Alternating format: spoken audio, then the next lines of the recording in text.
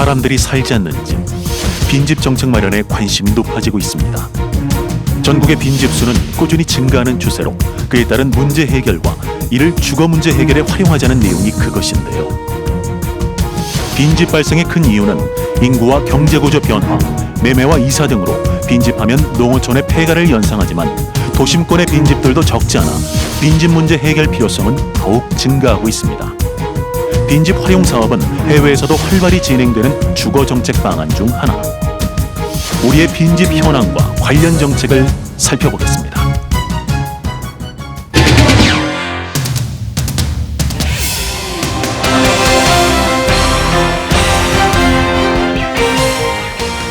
우리 지역의 다양한 현안을 심층적으로 분석해보는 시간, 이슈 분석 쌍심지에 전진합니다.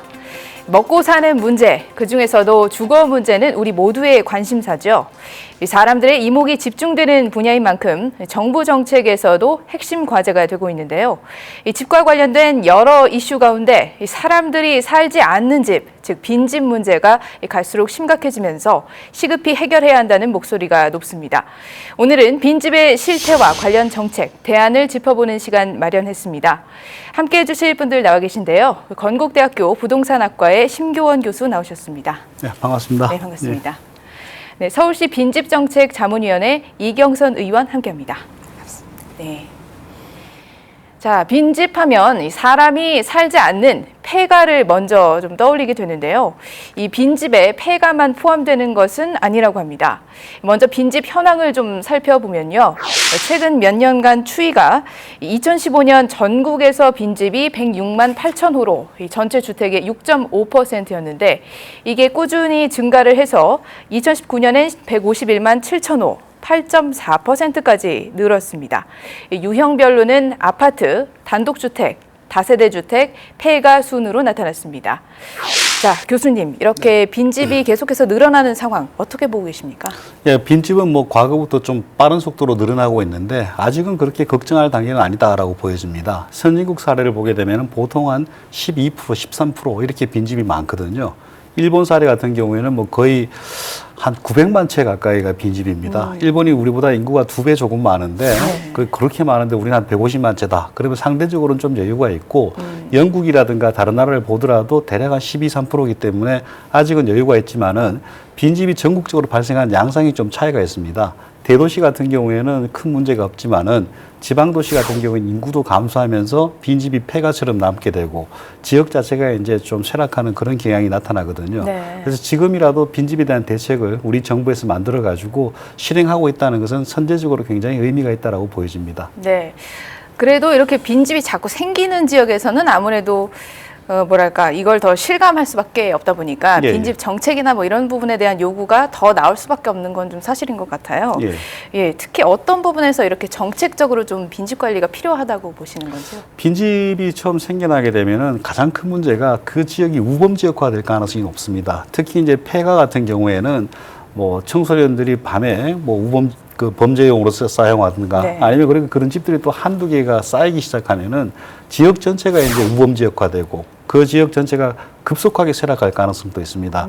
뭐 깨어진 창문 이론 이런 것들도 있는데 네네. 거기 보시면은 관리가 안 되는 집이 조금이라도 있으면 지역 전체가 급속히 쇠락한다. 그래서 범죄에 대한 문제가 있고 경관상의 문제들도 상당히 크게 됩니다. 경관상의 문제가 커지고 범죄 문제가 되면 그 지역이 가속적으로 더 쇠락하게 된다. 네. 그래서 조기에 좀 대응을 해서 하면은 좀 가시적 효과를 보겠는데 좀 시기를 놓치게 되면은 돌이킬 수 없게 되는 그런 단계로 갈 수도 있다라고 보여집니다. 네. 그래서 하루빨리 좀 관리를 그렇습니다. 해야 되지 않나 그런 예, 생각이 드는데 이 빈집 분포를 좀 지역별로 보면요. 상당수가 이 수도권에 있다고 합니다. 서울에도 빈집이 있을까 하는 생각이 들기도 하는데 통계에서는 사실 적지가 않거든요. 그래서 의원님, 이 서울시 빈집 현황이 어떤지 좀 말씀해 주시죠. 네, 서울시 빈집도 적지 않은 것으로 저희가 보고 있는데요. 특히 2019년 저희가 정밀 조사를 시작했습니다. 2019년 서울시 빈집 통계를 보면 저희가 18,800호 정도를 빈집으로 저희가 추정하고 있고요. 이것은 저희가 1년 동안 전기나 수도를 사용하지 않는 가구를 전부 포함해서 저희가 18,800가구 정도를 추정하고 있습니다. 네. 18,800가구라. 이렇게 빈집이 꾸준하게 좀 증가하는 원인이 이제는 궁금해지는데 교수님 왜 이렇게 빈집이 계속해서 발생하고 있는지 이유가 뭘까요? 뭐 사회 경제적인 문제를 들 수 있겠습니다. 특히 이제 사회적으로 봤을 때 인구가 특정 지역에는 계속 감소하고 있고 특정 지역은 몰림 현상에 의해서 계속 증가를 하거든요. 감소하는 지역 같은 경우에는 그런 폐가들도 많이 나타나게 되고 그렇습니다. 그리고 그런 그 지역들을 보게 되면은 이제 경제적으로도 관련 기업들이 이제 나가거나 해서 이제 종사자들이 다시 따라 나가고 그렇게 해서 이제 점점점 가속화되고 있죠. 그리고 또 지방 같은 경우에 이제 노인들이 많이 남아 계신데 그런 노인분들 같은 경우에 이제 관리가 힘들지만 꾸역꾸역 살고 계십니다. 뭐 재개발이나 뭐 재건축 그런 기대감으로 하시다가 그분들이 보통 나중에 돌아가시게 되잖아요. 네. 돌아가시게 되면은 그 다음에 이제 그 자제분들이 와서 좀 살든가 해야 되는데 그런 수요도 없고 그래서 그런 것들이 이제 폐가로 방치되고 장기간 그 지역을 이제 좀 더 악화시키는 그런 요인이 된다고 볼 수 있겠습니다. 네. 이게 전국에서 좀 빈집 증가 추세가 있다가 보니까 각 지자체마다 관련 정책을 또 만들고 또 대응을 하고 있는데 앞서 말씀을 또 주시긴 하셨는데요. 서울시도 그 중에서 좀 빈집 사업을 신속하게 좀 추진하는 곳이다 이렇게 볼 수가 있겠습니다. 이 서울시의 빈집 사업을 통해서 빈집 정책을 전반적으로 좀 더 깊게 살펴볼 수가 있겠는데요. 의원님, 처음에 이 빈집 활용 프로젝트라고 하죠. 이게 시작된 배경이 어떻게 됩니까? 저희가 빈집 활용 프로젝트라고 이제 시범 사업의 형태로 시작했던 것은 2015년부터 시작을 했는데요. 네. 저희가 처음 시기에는 아무래도 2010년 이후에 이제 재개발, 뉴타운의 이제 해제 지역들이 늘어나면서 이 빈집들이 좀 더 늘어나게 됐습니다. 이 해제 지역들 그리고 예정 지역들, 정비 예정 구역들, 노후화된 저층 주거지들 이런 곳들의 빈집들이 하나둘씩 쌓여가면서 이런 것들을 어떻게 우리가 정비할 수 있을 것인가에 대한 고민들이 하나로 좀 모아진 것이 빈집과 관련한 조례를 좀 제정하고 네. 그것에 관한 결론을 내자라고 해서 이렇게 된 것 같은데요. 처음 이제 시작할 때는 아까 교수님 말씀하신 것대로 좀 깨진 유리창의 법칙처럼 이곳 한 곳이라도 조금 정비해서 주거 환경 그리고 지역의 범죄 이런 것들을 막아보자라는 사회 문제를 조금 완화할 수 있는 그런 것에서부터 출발을 했고요. 네. 그리고 2015년도 시범 사업을 시작하면서부터는 이것이 빈집으로부터 여러 가지 발생될 수 있는 문제들, 빈집을 매입해서 이후에는 청년과 신혼부부를 위한 임대주택 그리고 맞춤형 생활 SOC까지 이렇게 나아감으로써 저층 주거지를 위한 노후 환경 개선 그리고 지역의 활력을 불어넣는 이런 여러 가지 개선 사업까지 이제는 나아가는 그런 단계까지 왔다라고 볼 수 있을 것 같습니다. 네. 아무래도 서울 인구가 전국에서 제일 많다 보니까 빈집 수도 자연스럽게 많았고 또 거기에 맞춰서 관련 정책도 좀 빨리 마련된 게 아닌가 그런 생각이 듭니다. 이 서울시의 빈집 정책 프로젝트는 좀 구체적으로 어떤 방식으로 진행이 되는 건가요?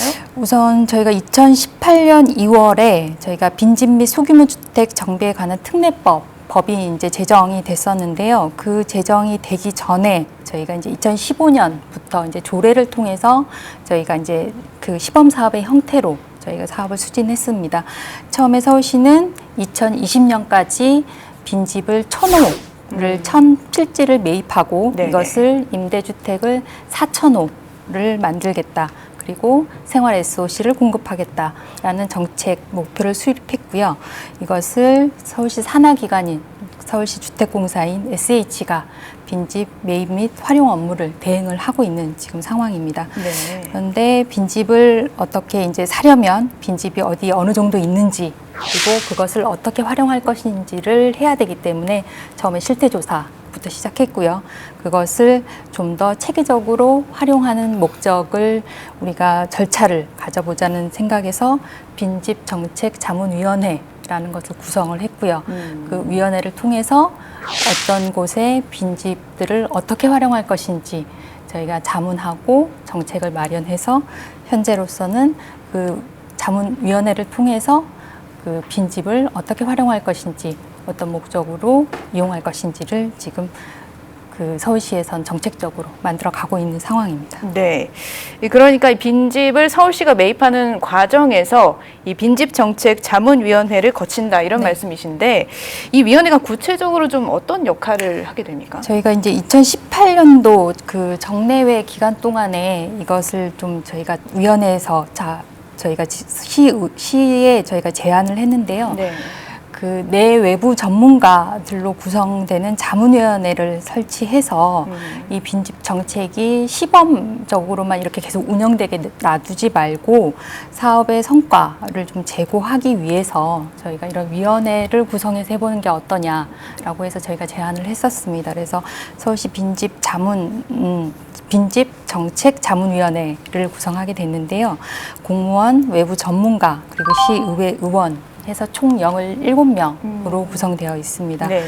그래서 SH공사에서 매입하고자 하는 이 빈집 후보군들을 정책위원회에 올리면 그 정책자문위원회에서 그 빈집들의 상태나 그리고 매입 가격 이런 것들 그리고 어떤 용도로 활용하면 적절할지 등을 저희가 사업의 추진 여부 등과 주변의 빈집들과 연계해서 또 활용의 목적 내용들을 저희가 자문하는 이 전반의 내용들을 결정하고 있습니다. 네. 굉장히 그 전반적인 과정에 모두 참여를 하는 그런 위원회라고 볼 수가 있겠는데요. 앞서서 또 빈집 사업 관련해서 조례를 잠깐 언급을 해주셨는데 그러면 이 프로젝트 관련해서 새롭게 조례가 만들어진 건가요? 그 처음에 서울시는 그 위에 상위법이 없었기 때문에 네. 2015년도에는 10월에 서울시 빈집 활용 및 관리에 관한 조례를 통해서 시범적으로 사업을 운영하고 있었고요. 그 이후에 18년도 2월에 저희가 빈집 및 소규모 주택 정비에 관한 특례법이 법으로 제정되게 됩니다.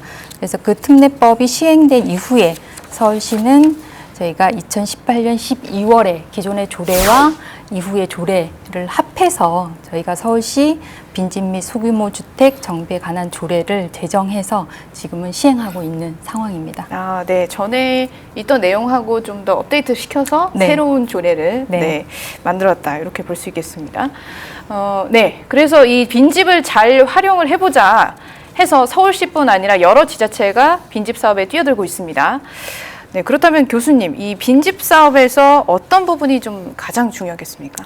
일단은 이제 서울시 같은 경우에는 전체 주택 수에 비해서 뭐 그 빈집 수도 적고 그렇기 때문에 상당히 잘 진행하는 것 같습니다.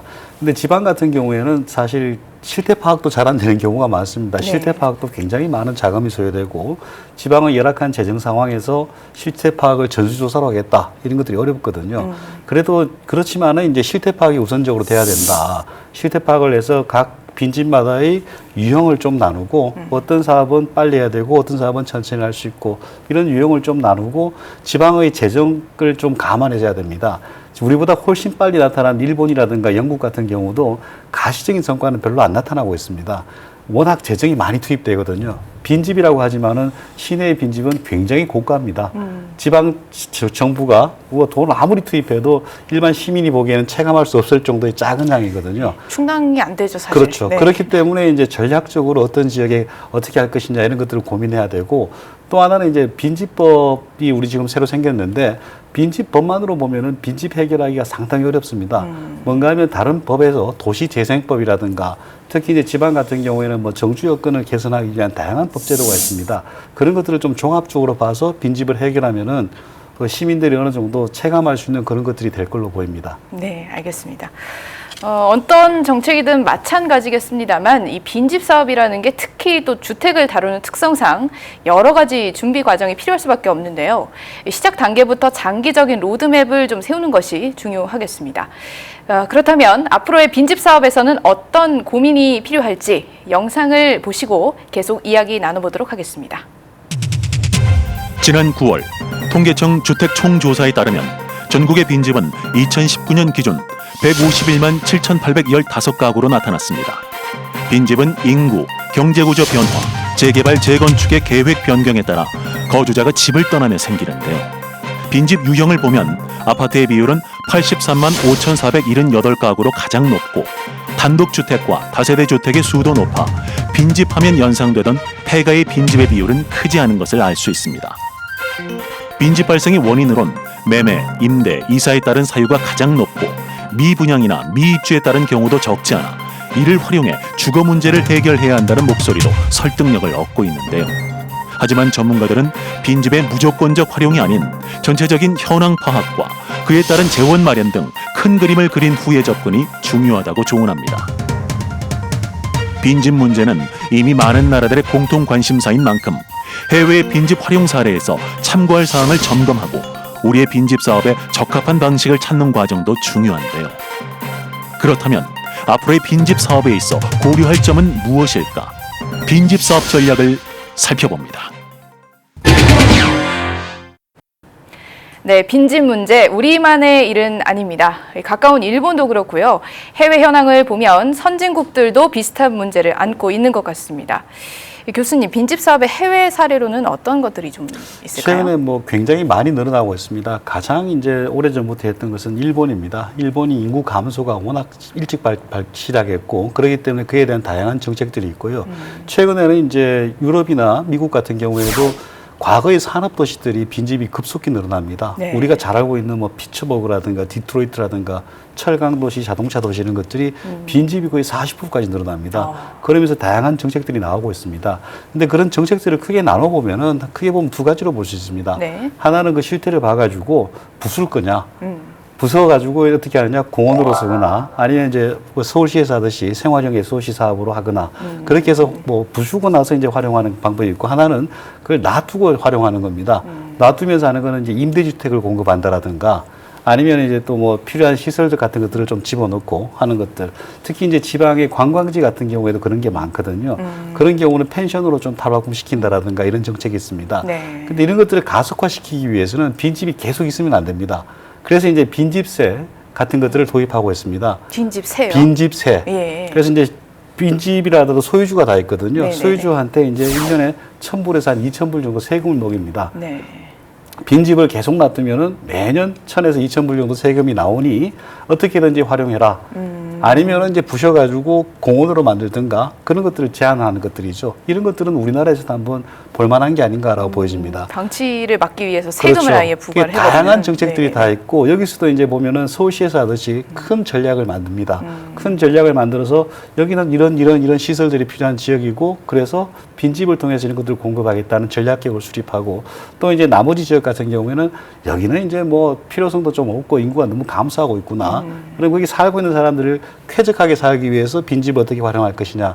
이런 식으로 전략들도 상당히 다양하게 구사되고 있습니다. 네. 그래서 그런 것들을 봤을 때 우리 지방 같은 경우에도 좀 참조해서 좀 하면 좋지 않겠는가. 그리고 빈집세 같은 경우에도 집주인한테 어느 정도 그 빈집을 활용함에 따른 그런 부담을 줘야 되거든요. 그런 면에서는 한번 검토해볼 가치가 있다고 보여집니다. 네, 알겠습니다. 이 우리나라에서도 다양한 체험 공간을 좀 이 빈집에다가 시험을 해보자 해서 내놓은 게 이 농촌 숙박업 정책인데요. 해외 빈집 활용 사례 방금 얘기하셨던 뭐 펜션이랄지 예. 이런 거하고도 좀 비교하면 어떨까요? 예, 사실 우리나라에서 이게 농촌 체험 시설, 숙박 시설이 나오게 된 거는 빈집보다는 이제 폐교에서 먼저 나왔습니다. 폐교 같은 것들을 어떻게 활용할 것이냐.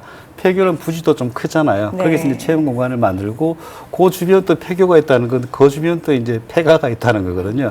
그래서 두 개를 연계해서 이렇게 개발하거나 이런 것들이 나왔습니다. 근데 선진국 사례를 보게 되면은 이제 어떤 지역 같은 경우에는 뭐 자연 경치도 별로 안 좋고 체험할 것도 별로 없다 이런 지역이 있습니다. 그것들은 이제 과감하게 헐거나 아니면은 옆집이 이제 그것들을 공짜로 활용할 수 있게 하거나 이런 식으로 이제 하는 방법이 있거든요.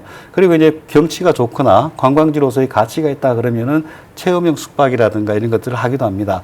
근데 더 중요한 거는 뭔가 하면은 한 개의 빈집 가지고 어떤 효과를 내기는 어렵습니다. 그렇죠. 근데 우리나라 전체적으로 봐서는 뭐 한 150만 채 정도의 빈집이 있으니까 이 한 채로는 효과가 없지만은 전체를 네트워킹화 시키면은 굉장히 사업의 여지가 있습니다. 네네. 그래서 이제 뭐 지자체 차원에서 몇십 채를 연결해서 그 프로그램을 하나 만들든가 아니면 지자체 간, 더 크게 국가 간 그런 식으로 만든다면은 지역 뭐 발전 이런 데에도 좀 도움이 될 수도 있고요. 그리고 또 이런 것들도 한번 해볼 수 있습니다. 빈집 같은 게 있다 하더라도 사실은 우리는 1가구 2주택 이런 것 때문에 문제가 상당히 많은데 네. 그렇게 한시적이나마 빈집이 발생하는 지역에 대해서는 서울에 있는 사람이 자기 고향에 집을 하나 사서 뭐 세컨하우스 개념으로 뭐 방학 때 가거나 휴가 때 가서 활용하면은 그 지역 발전에도 좀 도움이 되고 네. 더 이상 쇠락하는 것도 막을 수 있지 않냐. 그런 것들은 좀 열어주는 게 좀 좋지 않나라고 보여집니다. 네, 무조건 막기보다는 좀 여건에 그렇죠. 따라서. 맞습니다. 네, 알겠습니다. 이 빈집 사업 성공을 위해서는 선진국 사례를 참고를 좀 하되 우리 여건과 상황에 맞는 정책을 마련하는 게 중요하겠죠.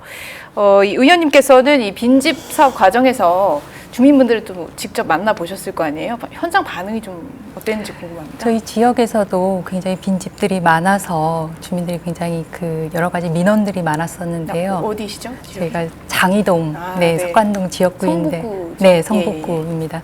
저희 지역도 이제 해제 지역들이 많다 보니까 보통 재개발에 대한 기대감으로 이제 구매했다가 방치된 그런 이제 빈집들이 굉장히 많은데요. 실제로 이제 서울시가 정책적으로 조금 그 지향하는 바가 임대주택을 짓는 네네. 정책을 이제 저희가 지향하다 보니 주민분들은 생활의 SOC는 굉장히 정책적으로 원하지만 임대주택이 들어서는 건 또 원하지 않는 이런 점들이 있습니다. 그래서 네네. 저희가 아무래도 빈집이나 이런 것들을 정책적으로 지원하면서도 조금 주민분들과 마찰이 있거나 이런 것들은 두 가지 점이 있었는데, 한 가지는 빈집인데 너무 고가에 매입한다라는 점. 예산 낭비다. 예. 그리고 두 번째는 너무 임대주택만 짓는다라는 두 가지 점에서 민원이 굉장히 많았습니다. 그러니까 그럴 수밖에 없는 것이 주변에서 보기에는 저렇게 다 쓰러져 가는 집인데 왜 저렇게 비싼 가격에 사주느냐라고 하지만 실제로 빈집이지만 우리가 감정평가의 가격이나 민간의 어쨌든 주택 가격에 따라서 구매할 수밖에 없는 것이기 때문에 그런 가격이 형성될 수밖에 없는 점, 그런 점들이 있고요. 그리고 어쨌든 최대한의 활용도를 생각한다면 서울시의 예산으로 할 수 있는 최대한의 활용도를 저희가 생각했을 때는 임대주택이 1순위이기 때문에 어쩔 수 없이 임대주택이 들어가다 보니 주민분들이 조금 그런 거와 관련해서 다른 생활 SOC를 원하시는 주민분들에게 좀 더 민원이 생기기 마련이었죠. 그렇지만 이런 것들이 좀 더 지역 전체적인 그림, 전체적인 전략계획 속에서 어떤 빈집은 임대주택으로, 어떤 빈집은 생활 SOC로 이렇게 전체적인 전략계획 속에서 이루어진다라는 것을 주민들에게 설명해 나가면서 좀 더 빈집 정책이 주민들한테 호응을 얻게 된 것 같습니다. 네. 이 서울시가 이 구조를 좀 잘 발전을 시킨다면 좋은 선례가 돼서 다른 지자체들이 좀 참고할 수 있지 않을까 이런 생각이 드는데, 앞으로 서울시 빈집 사업을 좀 추진하는 데 있어서 이건 좀 개선해야 되겠다 이런 부분도 있을까요? 아까 교수님도 말씀 주셨지만 어쨌든 서울시는 굉장히 매입하는데 많은 비용이 드는 건 사실입니다. 아무래도 서울시가 집가가 워낙 비싸다 보니까 매입이나 활용하는 데에 집가가 굉장히 높은데 그 비싼 집가를 통해서 매입한 땅을 임대주택이 아닌 다른 것으로 활용하는 것에 있어서의 좀 부담감이 굉장히 큽니다. 근데 시민분들이 그런 것들을 전체적인 전략 계획 속에서 우리 지역에 필요한 생활 SOC란 어떤 것인가에 주민분들이 의견을 내주시면 그것에 따른 저희가 전략 계획을 좀 수립할 수 있겠다라는 생각이 들고요. 지금은 좀 거의 좀 탑다운 방식이죠. 서울시가 그냥 활용 계획을 세워서 이제 그냥 발표하는 네. 그런 방식인데 이제는 주민분들이 어떻게 했으면 좋겠다라고 활용 계획을 세워주시면 저희가 그게 따라서 저희가 집행하는 그런 방식이 좀 더 되면 좋겠다라는 라는 생각입니다. 네, 지역 주민들이 원하는 게 뭔지를 좀 듣고 반영을 하면 좀 더 소통이 원활하지 그럼요. 않을까 네. 네, 이런 생각이 듭니다. 이번에는 또 교수님 의견 네. 궁금한데요.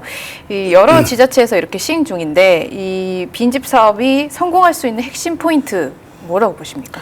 지역에 가장 필요한 것들을 공급해야 됩니다. 그리고 그것들을 하기 위해서는 방금 의원님 말씀하셨듯이 지자체 주민들이 스스로 만들고 그럼 성공할 가능성이 높아지는데 과거에 했듯이 중앙에서 아니면 지방에서 그냥 이렇게 탑다운 방식으로 하면 실패할 가능성이 굉장히 높다. 그리고 예산이 지원될 때까지는 성공하지만은 예산이 끊기고 나서는 보통 유명무실화되는 경우가 상당히 많습니다. 네. 선진국들도 다 그렇게 했고요. 그래서 주민 주도형으로 가는 게 중요하다는 게 하나가 있고 또 하나는 이제 뭐 선진국들도 해결을 못 하고 있습니다. 그만큼 엄청난 돈이 드는 사업이기 때문에 전략적으로 좀 재원을 배분해야 된다. 그런 게 있습니다. 그리고 정부가 혼자서 못하기 때문에 마지막으로 뭐가 중요한가 하면은 민간을 계속 끌어안고 가야 됩니다. 민간 자본들이 들어와 가지고 일정한 수익을 가져갈 수 있는 시설을 만들게 하고 그중에 일부분은 공공에서 가져가는 형태. 네. 그래서 민간 합동으로 가는 것들을 좀 개발해야 되는 게 아니냐. 그것과 봤을 때 우리는 지금 민간이 뭘 좀 가져간다 이러면 너무 색안경을 찌고 보는데 적어도 공공 기여를 좀 한다. 그러면 민간의 수익을 좀 보장해줘서 시민들이 체감할 수 있는 공간으로 만들어 갈 수도 있을 겁니다. 특히 이제 미국 같은 경우에는 트럼프 대통령이 뭐 잘못한 것도 많지만 이제 이런 관련해서는 이제 오퍼튜니티 존이라는 걸 만들었어요. 기회 특구라고. 이런 지역에 돈을 투자하면은 세제 혜택을 많이 줍니다. 네. 그래서 한 8년간 그 돈을 투자했다. 그럼 나중에 이 사람이 이익을 가져갈 때 그 이익에 대한 세금을 안 내고 이런 식으로 해서 이제 그 과세 특구 같은 걸 만들어졌거든요. 네네네. 정말 심각하다. 그러면 그런 것들도 좀 활용해가지고 좀 공공에서 하면은 뭐 요만큼 해서 뭐가 바뀌는데 하나도 못 느끼는데 이런 식의 좀 인센티브가 부여된다면은 그 지역 환경을 바꾸는데도 큰 도움이 되지 않을까라 봅니다. 네, 민간의 참여를 좀 할 수 있는 그런 길을 열어놔야 되겠다. 그렇죠, 예, 그런 말씀이신 것 같습니다. 자, 지금까지 이렇게 빈집 사업에 대해서 이야기를 나눠봤는데요. 예, 마지막으로 덧붙일 말씀 있으시면 마무리 말씀을 듣겠습니다. 먼저 교수님. 지금 중요한 거는 지금 돈 생길 때마다 지자체들은 그때그때 어느 지역에 막 집어넣는 것만 생각하고 있습니다. 그리고 누가 봐도 몇 개 필지는 그렇게 사업을 하는 게 맞긴 하겠지만은 적어도 큰 틀에서 10년, 20년, 사실 이런 문제는 20, 30년 끌고 가는 문제거든요. 네. 그 틀에서 봐서 큰 계획을 세우고 그리고 이제 민간하고 공동으로 체감할 수 있는 방향으로 조금씩 한다면은 어느 정도 가시적인 성과가 나오지 않을까라 봅니다. 네, 예, 위원님도 한 말씀 해주시죠. 네, 저희 뭐 교수님도 여러 번 말씀 주셨지만 이게 굉장히 많은 예산이 투여되는 사업이기 때문에 지속성을 갖기 위해서는 첫 번째로 뭐 민간 참여뿐만이 아니라 저희가 지금까지 대부분 다 지자체들이 지자체 예산으로만 이 사업을 저희가 집행하다 보니까 서울은 그나마 여력이 있어서 이만큼 사업을 끌고 나아갈 수 있는 것이라고 생각하고요. 여력이 없는 지방들은 더욱더 어려운 상황이라고 생각합니다. 그래서 아무래도 국비나 이런 지원들도 좀 과감한 투자도 필요한 상황이 아닌가 생각합니다. 네. 알겠습니다. 네, 오늘 함께 해주신 두 분 고맙습니다. 네, 이 집이란 사람들의 각기 다른 사연이 깃든 공간이자 삶이 머무는 보금자리입니다. 제대로 된 정책과 사업을 통해 더 이상 빈집이 버려진 공간이 아니라 새 주인을 찾고 여러 의미를 담는 공간으로 거듭날 수 있도록 다양한 고민과 접근이 필요하겠습니다. 이슈 분석 상심지 오늘 준비한 순서는 여기까지입니다. 시청해주신 여러분 고맙습니다.